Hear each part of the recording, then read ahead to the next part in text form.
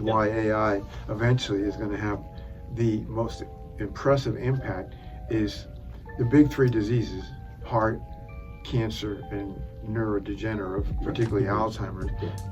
I'm convinced in the years ahead we're going to be able to make a big dent in these. Because the problem is, every time I think about something happening in medicine, add another 10 years. Okay. It just takes so long. The field ragers, and I'm worried about all the progress that we're making, that we've been talking about till now, and then basically chasing our tail because we're not doing anything about the microplastics, nanoplastic story, which are clearly having an important effect we've seen in the heart, arteries, and the brain. Right. And you know, I agree with Dario on certain things, like we're going to do much better against cancer and diseases, but I don't agree that we're going to get to the life expectancy of 150 years. Yeah. So you know how much progress you can make in building models in this, as we call, language of life.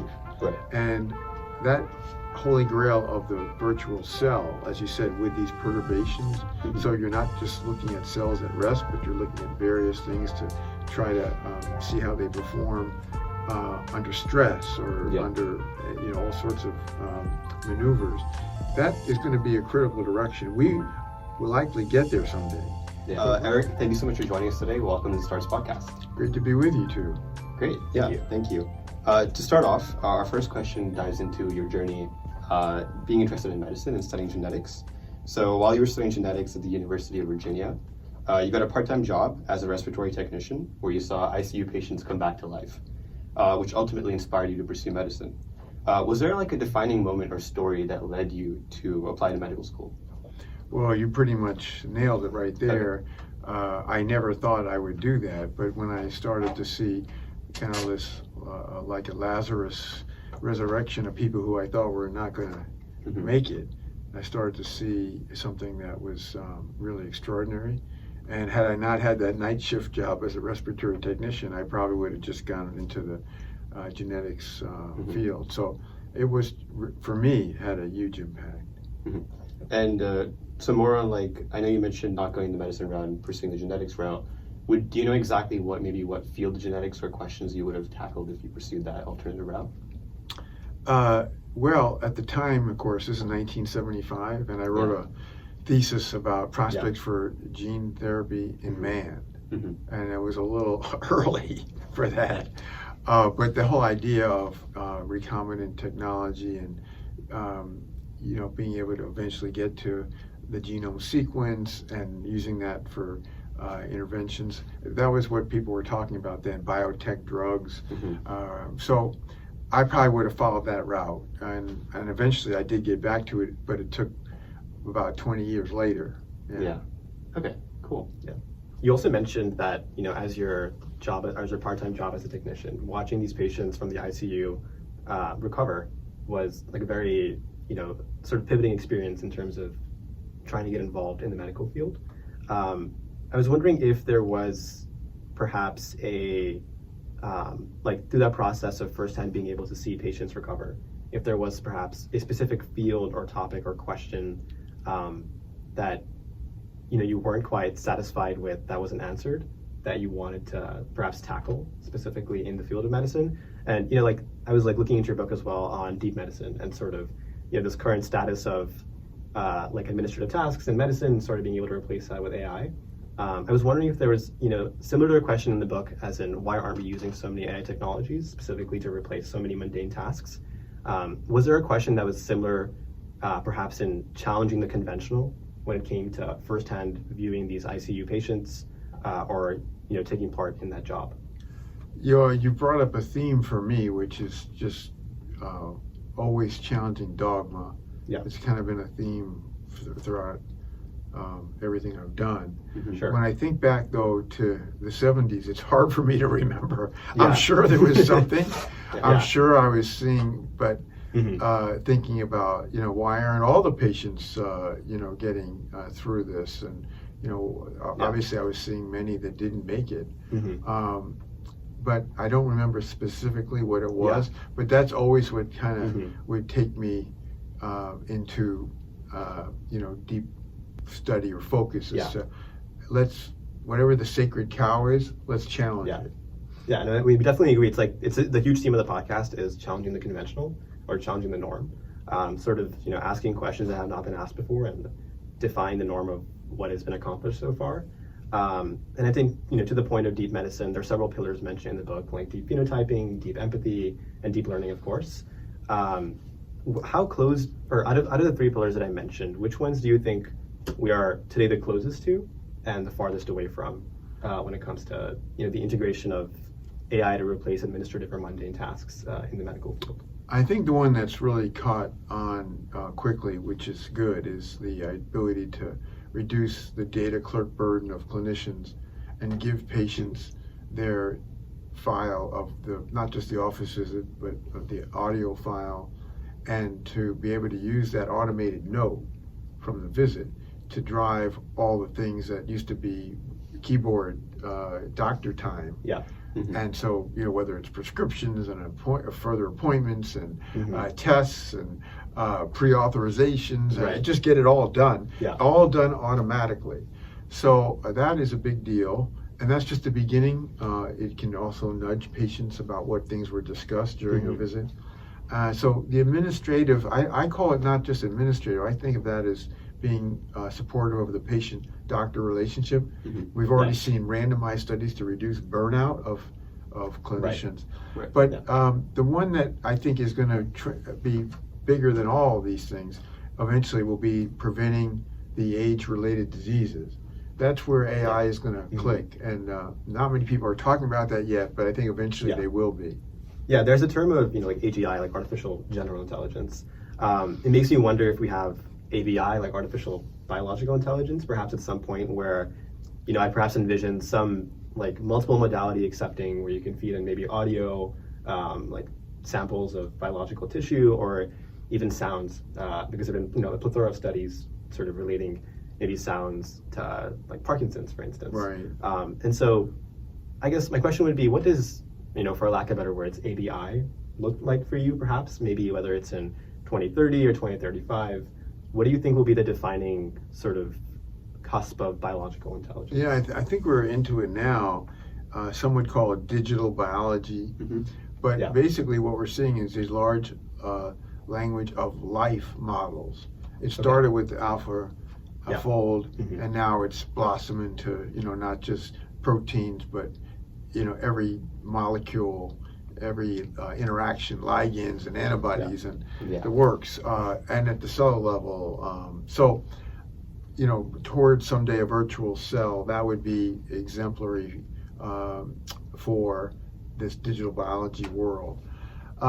So I think it's already heading in there. What we're also seeing is the first large health model, which predicted people's trajectory of diseases for the next 20 years. Mm-hmm.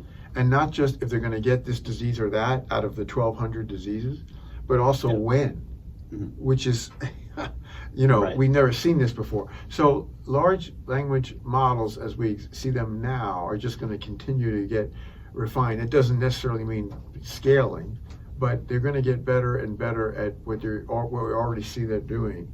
Mm-hmm. And I think that's going to have a huge effect on human health. Yeah. And part of that human health is this kind of digitizing biology. Right. Because once you understand everything that's going on in particular cells and organs and tissue, you kind of build right up to that individual.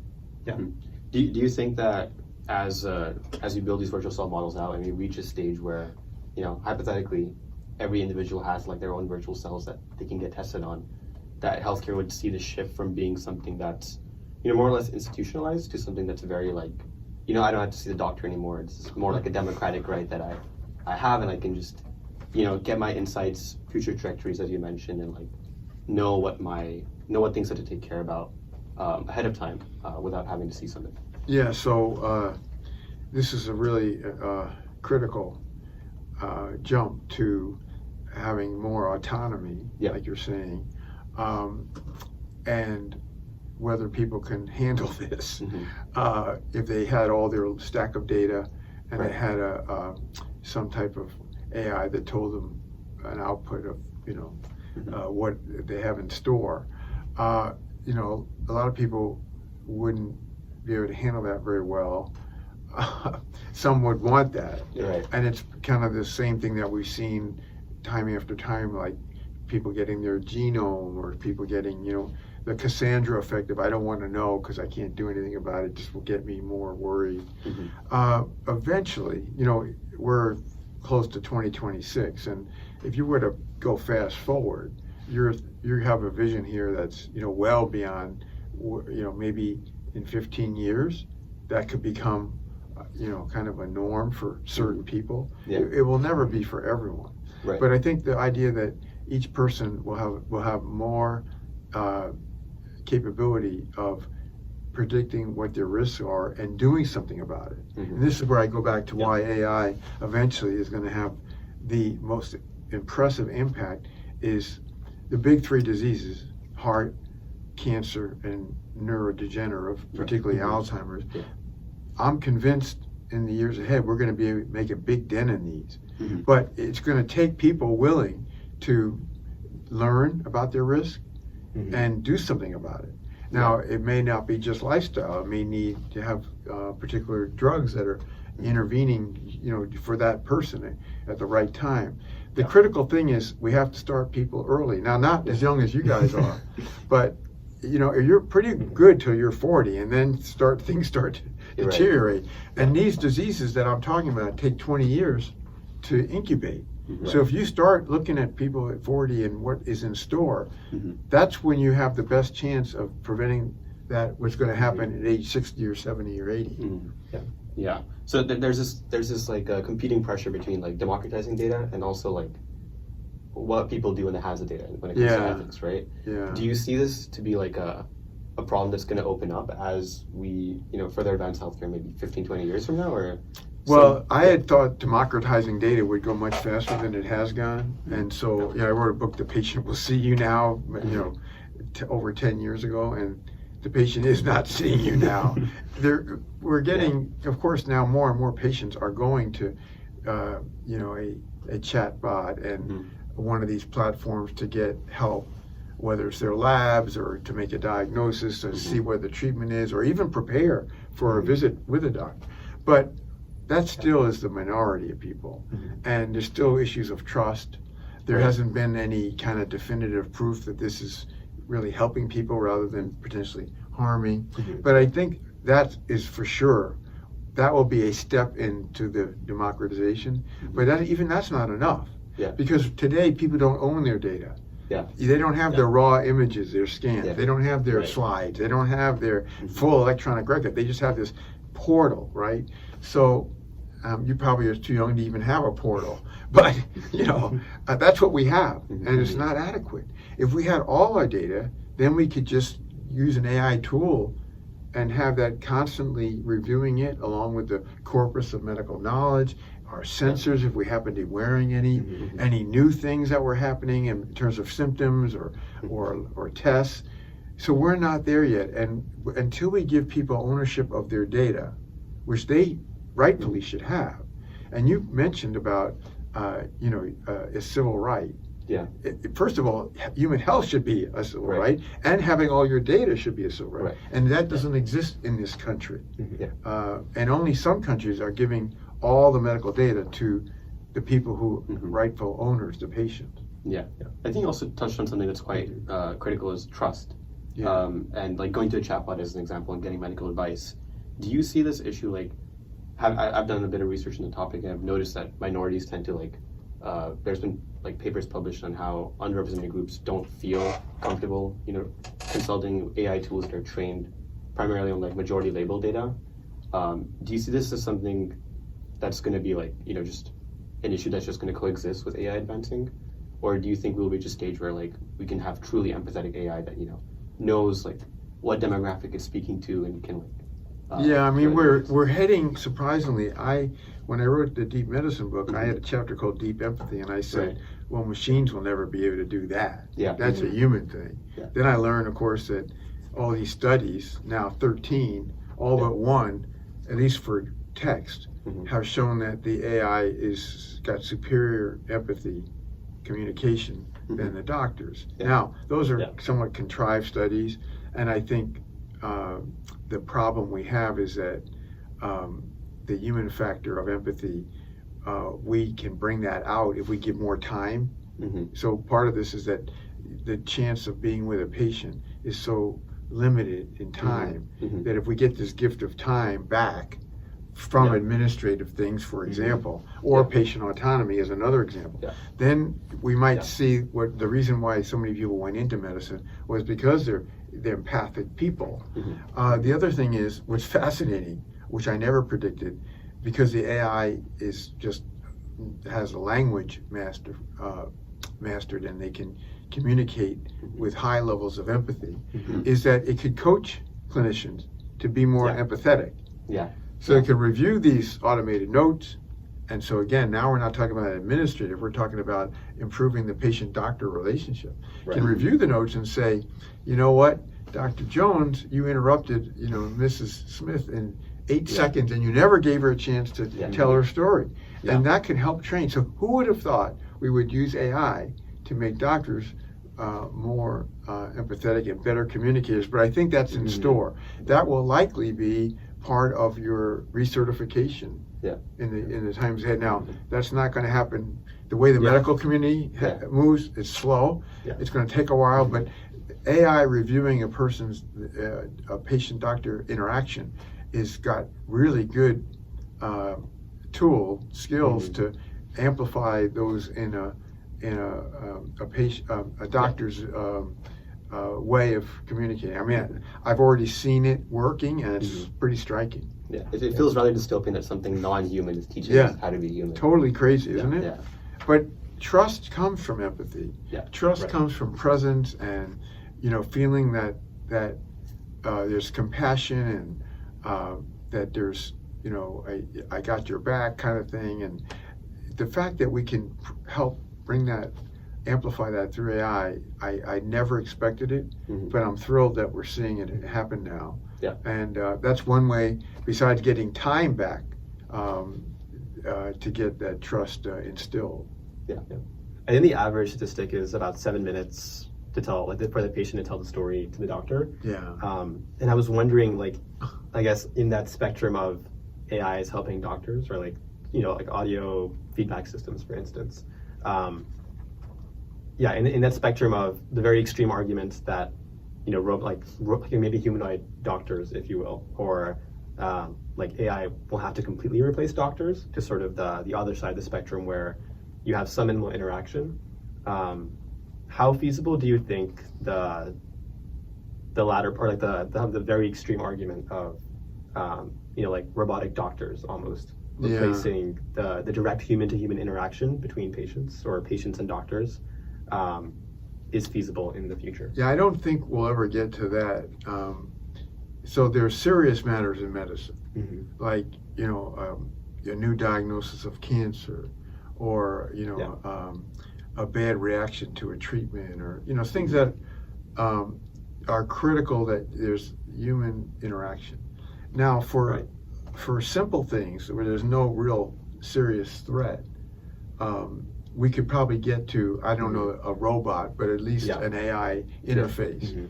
And that we're going to see soon. We're already seeing it, for a watch that diagnoses your heart rhythm, or, it'll be for ear infections in children through a smartphone, skin rashes, lesions. So we'll get to those, a lot of the reasons why you go to a doctor that are not serious. But for serious matters, that's what we have to do, is we have to shunt the non-serious, simple things that are kind of rote to basically to the AI world, still with some human oversight, but then shift to the important, serious matters that is a very highly human to human communication, the physical exam, the laying of hands, all the parts that the essential features of real medicine. And we also mentioned, I guess to the point of comparing traditional medicine with sort of this futuristic advancements we're seeing right now, a lot of the field is rather outdated and moving quite relatively slowly. So I guess my question would be, what specific regulations do you think we as, as budding scientists or generations should particularly fight for in terms of helping that change move a bit more rapidly? Yeah, I mean, I think that we go back to digital biology. That's going to be fundamental for some of these advances. Earlier today, I was meeting with my friend Tony West Corey, who is now doing cellular clocks, and they're Wow. giving us new insights about diseases that we never would have envisioned. Mm-hmm. So the digital biology of, that's basically getting proteins that tag with particular cells, and there's hundreds of different cells in our body, and the fact that you can track their evolution, their aging process. So things like that are going to continue to enrich and illuminate our understanding of disease, lead to new treatments, new insights, and so that one is an area that you can't miss working in that space. And on the medical side, the problem we have is lack of embracement. It's all about fear. It's about a lack of compelling data, which feeds the fear, or lack of trust. So we have a long ways to go before we have implemented AI into the daily, real practice of medicine. Yeah, and I think a huge limiting factor. A lot of medical schools also don't even include AI as a part of their curriculum. Oh, right. So almost none. I think none. It's 150 plus medical schools. Yeah, and I'm not aware of one that has it in their core curriculum. Yeah, and I think we're also seeing sort of this shift to sort of self-learning AI, like online, and applying it towards the medical field.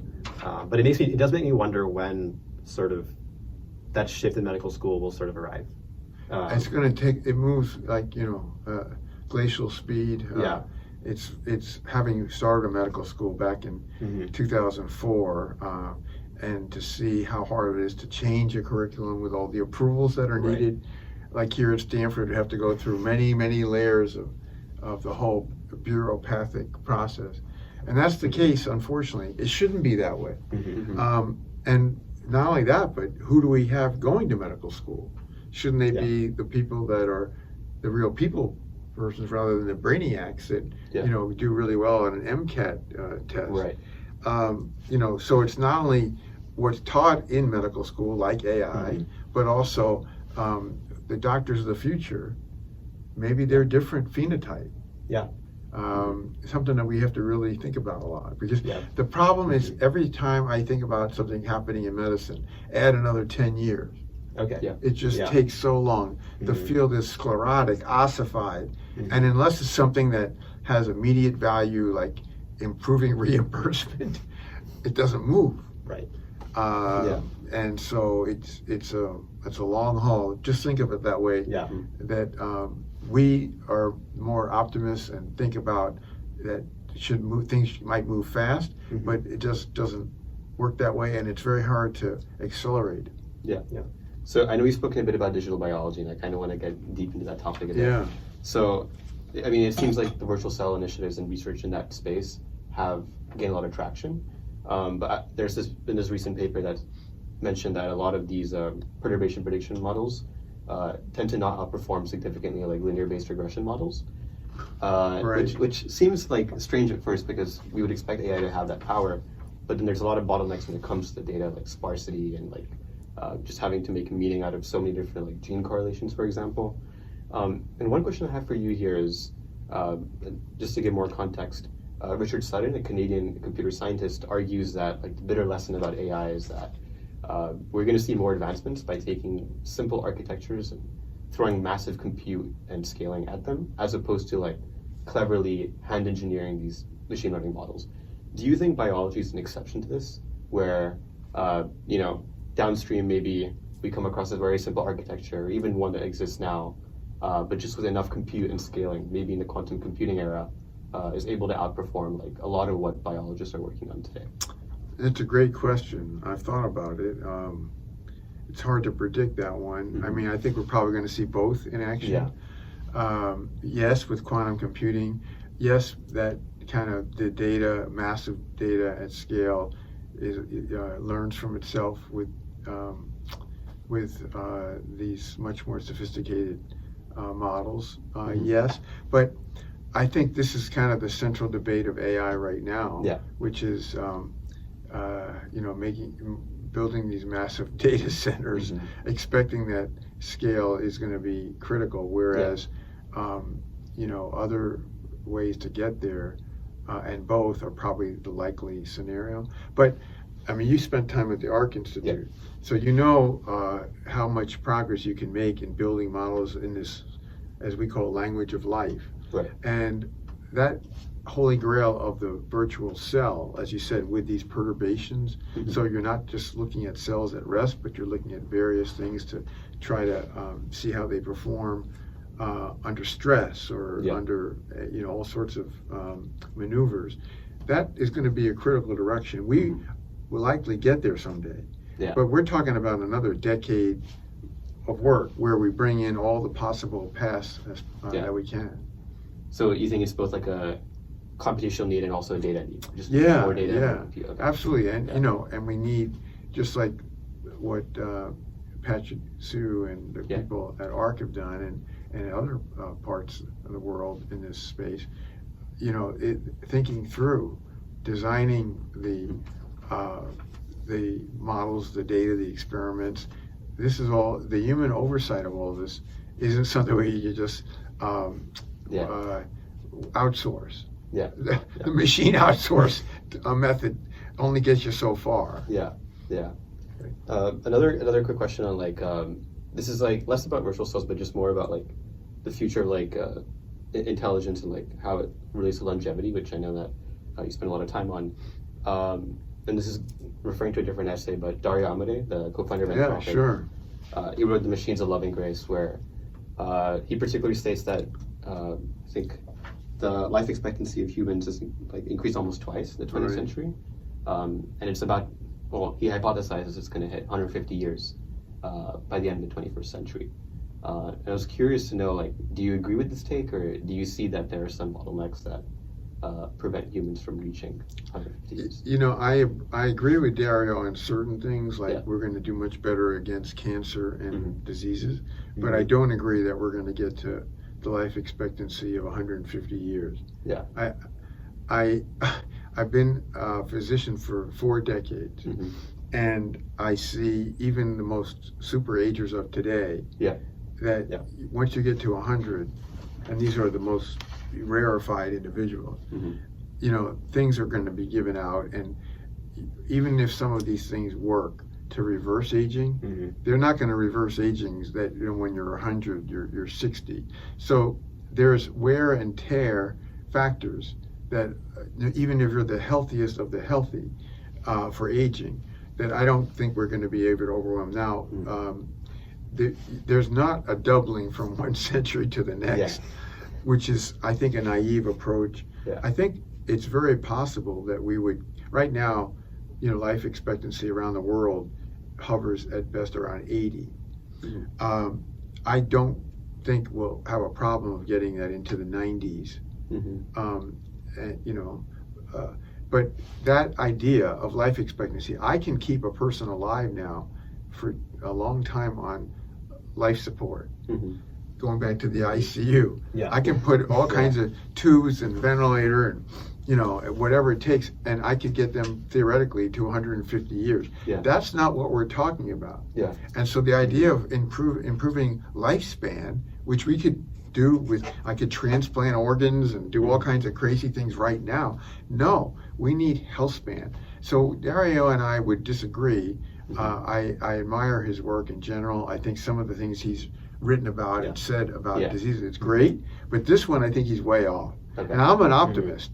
And I'm thinking, hey, if we get to 100 of health span, because we're not even close right now. I mean, our health span is 65 at best, 62. That's not 150. And that's not even 80. We have this big loss of health span years of about 15 right now in the US and a lot of developed, rich countries in the world. We got to work on that. That's more important than trying to eke out somebody who's frail, demented, and on life support, or whatever, for another 40 years. So kind of talking about what would get us to this stage of a longer health span. You tweeted and also wrote about, I think, in your Ground Truths Substack about the naked mole rat. And how they found mutations in the C-Gas enzyme and how they're just able to live like to 40 years, and that mutation like helped DNA repair, reduced inflammation. And I know you talked a lot how on AI you think it'll have significant impacts, which I strongly agree with, on like neurodegenerative diseases like Alzheimer's. Would you say there's would you be able to place a bet on maybe where in the human genome, or in particular when it comes to Alzheimer's, that the next super agers might be like available? Yeah, I mean, I think if we're going to start an Alzheimer's prevention trial next month. Okay. And Nice. that no one's really gone there before. The whole idea, though, is that we know the common threads of these age-related diseases are their immune system is sick, that is senescent, that it's losing its protection, or it's dysregulated, so it's inappropriately overactive. We got to get that immune system to work right and to be youthful. That's what, as best we can say, helps people have healthy aging, and as a dominant factor. So I do think that's, once in the clinic today, I know you'd find this hard to believe. I don't know the last time you went to a doctor, but we can't measure a person's immune system now. We have no idea what it is. If it's good, bad, youthful, old, sick, nothing. We have no idea. And it's 2026. It's incredible. And what we've learned, everything we've learned, is that is a critical system that we have to be tracking. And so I think in the next even year or two, we're going to have inexpensive ways to understand each person's immune system function. That goes with perturbations. Like it's the same thing as, how does it respond to a vaccine? How does it respond to a cold? So it's a proxy for understanding the immune system. Yeah, and so this is going to be essential for us to make these big advances, because if we can get the immune system working well, out to 90 years, not overreactive, not dysregulated, not losing its protection, we've got a recipe for these three big age-related diseases to be knocked down. Wow. I think fundamentally as well, considering the gut-brain axis, if we're able to measure the immune system, I'm sure we could learn so much more about the overall state of the human being, especially their brain. And I also haven't quite thought about the fact that we can't directly measure the immune system. I feel like usually when you go to a doctor, it's always a yes/no sort of binary. Is you don't have this, or you do have this, perhaps. But I guess my follow-up question would be, what would measuring the immune system exactly look like in its most optimal form? Well, there's a lot of components. You'd have to look for antibodies, whether what they're directed to. If they're not self-directed autoantibodies, you look at the sequence of the T and B cells that encode lots of information. You would study how those immune cells, whether it's the lymphocytes, T and B cells, or other cell lines, including like macrophages, dendritic cells, NK cells, how they work, and you basically want an assay or a test that gives you a quick readout how intact is the function. And that would include even interferons, which are the first line of defense. So it's a systematic, comprehensive way to say immune system. Now, in the months ahead, thanks to work that's being done here at Stanford, we're going to have the first immune system pace of aging clock, which is a good foray into that. Inexpensive. It'll tell us, you're how old now? 20. Okay. It'll say your immune system clock is 12, or it could say it's 32. Wow. And say, I better get more information. So you wouldn't get all that immune system functionality until you knew something was off. So you'd have your first ability to know that there's a problem. So that's the kind of thing I'm saying, is that we're not going to be able to study everybody's immune system in this depth with perturbations, but we're going to know something's not right. Now, when your immune system is down and you're 60 years old, you're asking for cancer, because that's when cancer cells can basically proliferate and spread.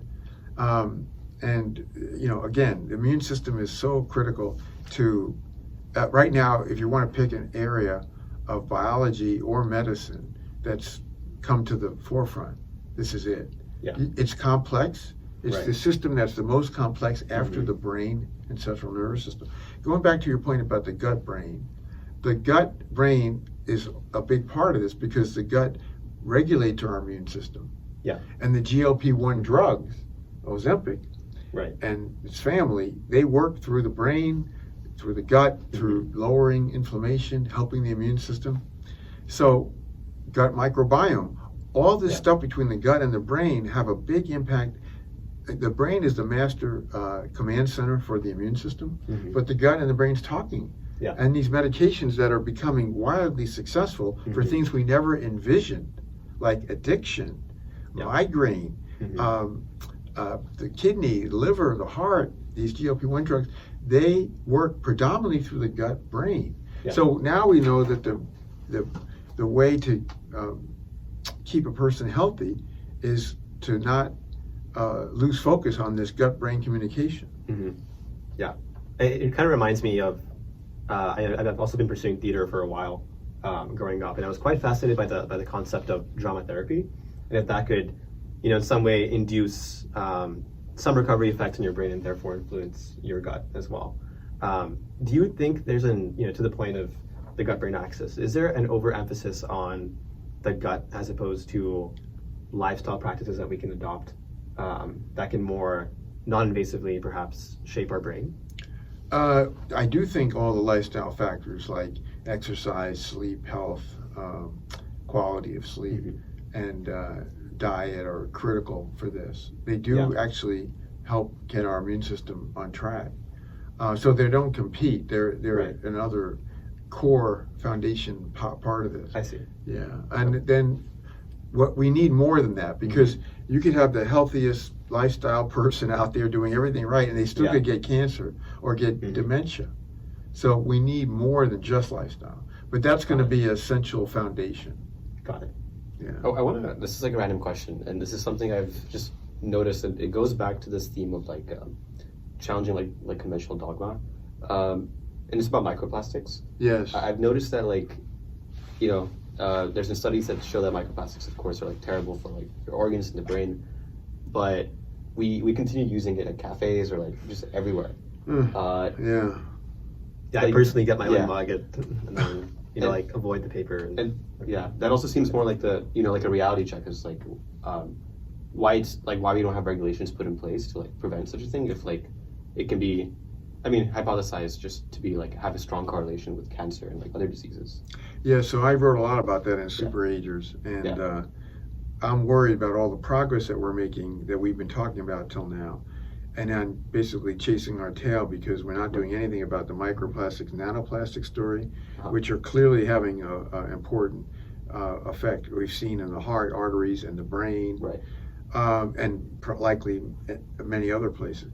We're also not dealing with forever chemicals, air pollution. These are pro-inflammatory. These make our immune system go haywire, and also, some of the really bad ultra-processed foods. So these are the sorts of things that are hard to do on your own. You can do certain things about trying to reduce the plastic load in your water, in the air. Yeah. But when you get down to it, we need, like you were alluding to, big healthcare policy, governmental interventions, and we're not seeing any of that. It's really disappointing. Yeah. We have to get there in order for us to have a non-competing force for all the progress that we can make. Right. Yeah. Yeah. And then, no, lastly, just to end off, we wanted to ask you, what is one piece of advice that you would tell 20-year-old Eric? I think to that point, perhaps the most overlooked, counterintuitive, or unconventional advice that you would tell your younger self. Yeah, something that we brought up earlier is if you don't understand it, or if you don't believe it, challenge it. Yeah. You probe it. You probe the hell out of it. See if it's really, why is this thing unexplained? And maybe you can, or maybe there's an alternative logic to it all. But the other thing along with that is, whatever you find along the way, whether it's something from that work, it's just tell it like it is. Not try to shade things one way or another. here's what I've learned from our work, Yeah. and here's where I hope the field will go. But I don't know that it will, but we can let's aspire for that. Mhm. But just try to write down a straight line, Yeah. so you don't wind up regretting that you've taken the field or your work impact the wrong way. And I Yeah. think if you do those two things, if you don't accept everything there's so much of the dogma in medicine that we just Yeah. blindly accept, Mhm. and there's so much room for improvement. And if you also, whatever you find along the way in your work, in your research, or if you wind up in the clinical world, just try to be as straight as you can about how you describe it, how others perceive it. That'll help a lot. Yeah. Yeah. Great. Well, thank you very much. It's been Sure. a pleasure to Thank you speak so with you, much. and thank you for taking the time. Thank you. Yeah. Keep up the great work. Thank you.